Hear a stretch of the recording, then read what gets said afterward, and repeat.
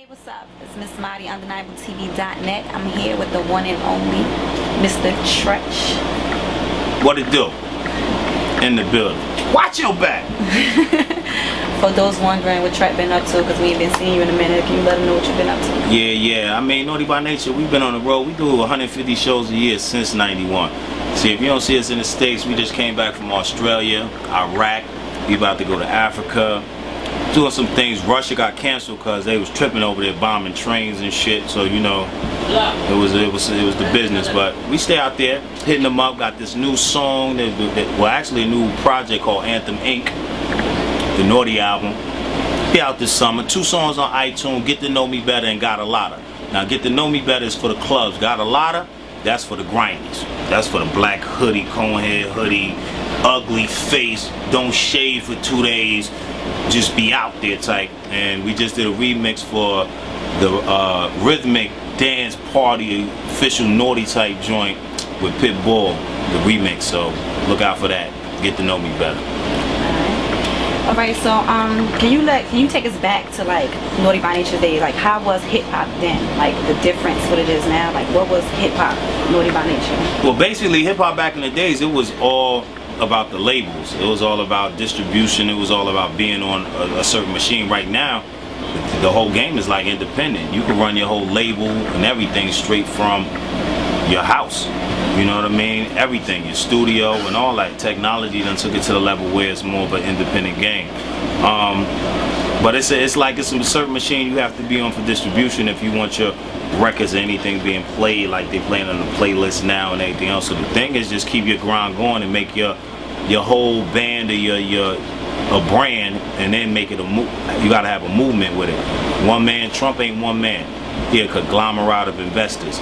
So once you get your people together and everybody rolling in one direction, it's easier to get there. You know what I mean? No one man won a war, ever. So you saying, was it easier back then? You think hip hop was easier to like kick the doors down back then compared to now? Nah, I think it's easier now. Cause like you really don't even have to have a deal. You put it on the right sources. It could come from, you got Soulja Boys, Tech Nine, a lot of artists that just blew up on the web, you know what I mean, and like had labels coming to them, Drake and a lot of people. So it's like it's a lot easier right now to get it popping. So back then, like, you know, it was always like Jersey wasn't really getting respect until y'all came in, y'all kicked the doors down. Do you think that you was welcomed properly when you came, like your statement with Naughty by Nature? It was embraced good? Yeah, definitely, because it was like from the beginning, really nobody even knew where we were from. Like they seen the braids and the Dickies, and first they thought Cali, but then they seen the boots with Dickies and different stuff. They like, man, they ain't from Cali, man. But it's like everybody from the South to the Midwest, like, was like, they didn't take it on where we was from. They was just like, yo, I love the music. You know what I mean? So they took the music, and it was like anywhere we went, it was a rap. I know Naughty by Nature did like a major impact in hip hop to me. I think it was different. Y'all kicked the door down from Jersey and was able to let people from Jersey come out and be able to eat. And my whole thing with the whole thing, like, how do you feel about the whole Discovery Channel, History Channel, talking about what y'all brought to y'all communities, to East Farmers, like trying to make something positive to something negative with the whole gang bang and all that thing? Like, how do you I mean, it's like, it's no matter, this how to just nip it in the bud. It's like, if you get large, you know what I mean, if you blow up, you get known, and you leave the hood, they say you forgot where you came from. But if you there in the hood and come back after you get rich and famous, they say you must be doing something you ain't got no business, especially when you got love there. It's like, what, the ghetto, like the hood embraces, oh, they doing something wicked. You know what I mean? So it's like, that's the thing. And it's like, you take the good with the bad. In this industry, your whole life is like put under a microscope. You know what I mean? Anything you do, anywhere you go, is paparazzis, is pictures, is people talking, chatting, saying this, that, and the other. I seen them, like, man, if you let that take you down, man, it's like you let anything take you. It's like you got to get a hard skin and a shell on you, like, so none of that even penetrates you. It's like you, half the time, if you don't respond back to certain things, it's like it's nothing to even comment on, because they can't pull you into that trap. And I think one thing fans loved about Naughty by Nature and Treach was the fact that y'all stood in the hood. Y'all was able to be seen, and you know, everybody was like, you know, they famous, but they walking around with bodyguards. Y'all was just out in the public. Y'all was in the club showing love, and I think that statement alone showed that y'all was real. It looked like what they speaking is real, and that's why I think they really, you know what I'm saying, caught on to y'all. And plus the music was outstanding. Like, yeah, it's nothing like to have the full package. Like when you could have the hits out there and you could be there, but it's not like for somebody to be standing right in a store in the hood in the bodega and turn around to see you and say what's up, and you like, what's up? They're like, yeah, hold on, for real. It's like I show the people like, yo, I'm from the same, I might not be from this hood, but I'm from a hood, and if I could do it, we ain't aliens from another planet. It ain't like we landed here with hip hop plaques and like, let's do this. It was like, we from the same hood. If we could do it, y'all could do it.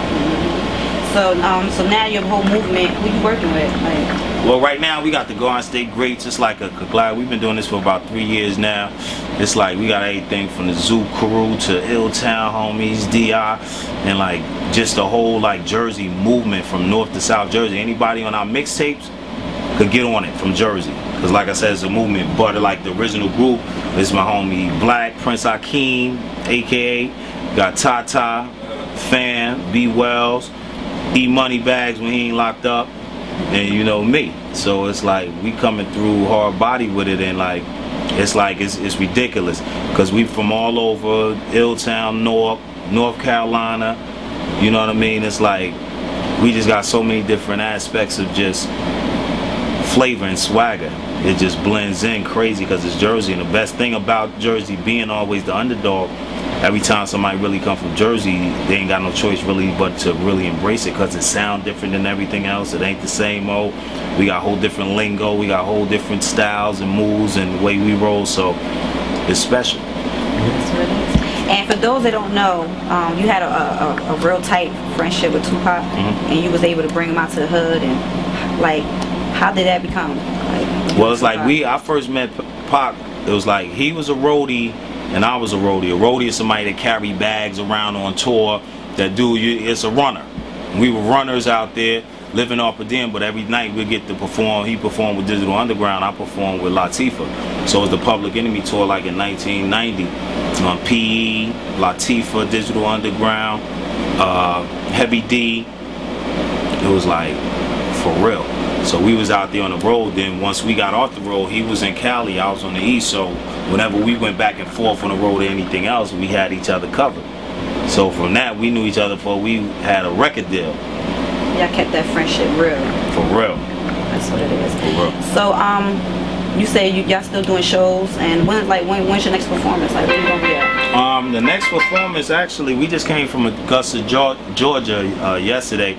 We actually planning on going out to Africa now for the USO performing for the troops that's posted out there. We did Iraq and everything else, so now we going out there. And then just hitting it up. We just came back from Australia. We did like 30,000-40,000 seats a night. We was on like a festival. We had the Killers on there, Busta Rhymes, Salt and Pepper, Basement Jacks, Kid Cudi. It was just, you know, this is what we do, worldwide type. So we about to do a join a cruise coming up. Gonna get on that boat, float the boat. Yeah, I mean. Alright, so what you want to let them know before we end the interview? I mean, just hit us up, man. You gonna find us, man. We out there, man. We naughtybynature.com, .damn it. And you gonna look out for the Garden State Greats. We got some business for you. It's gonna be there, man, and we ain't going nowhere. If you ain't feel it, you ain't touch it right. You better get in line, baby, because this is about to be brilliant. We signing out on undeniabletv.net. And for those that don't know, look them up. Realness, Brick City, East Orange, Jersey. We in the building. Jersey. Some niggas don't write their rhymes down, and it sound like it.